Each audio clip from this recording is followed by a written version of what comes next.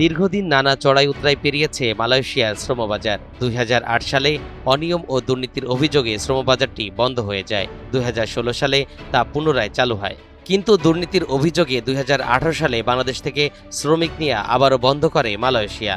এরপর একের পর এক আলোচনা ও বৈঠক অনুষ্ঠিত হয়। পরে 2022 সালের আগস্ট মাস থেকে আবারও কর্মী নিয়ে শুরু হলেও 2024 সালের 1 জুন বাংলাদেশি কর্মীদের জন্য শ্রমবাজারটি বন্ধ হয়ে যায়। বাংলাদেশিদের বৃহৎ শ্রমবাজার নিয়ে আবার এলো সুখবর। দায়িত্ব গ্রহণের পর প্রথম বিদেশ সফরে মালয়েশিয়া যান প্রধানমন্ত্রী তারেক রহমান। 48 ঘন্টার এই সফরটি ছিল সৌহার্দ্যপূর্ণ।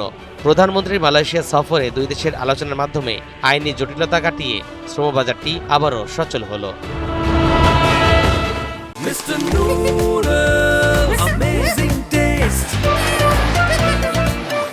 7 জুলাই মঙ্গলবার দুপুরে সিলেট সার্কিট হাউসে এক সংবাদ সম্মেলনে প্রবাসী কল্যাণমন্ত্রী আরিফুল হক চৌধুরী এ ঘোষণা দেন। Malaysia is open. আমি বলছিলাম না জুলাইতে ওপেন এজ সুন এজ যার এখন মিডল ইস্ট সব জায়গায় আমাদের শ্রমবাজার খুলে যাবে ইনশাল্লাহ। খুলে গেছে অলরেডি, মালয়েশিয়া গতকালকে খুলে গেছে। হ্যাঁ, তো এখন আমাদের শ্রমবাজারে আমাদের মিডল ইস্টে আমাদের জাপান, আমাদের কোরিয়া, আমাদের মরিশাস, আমাদের ওমান, সৌদি আরব।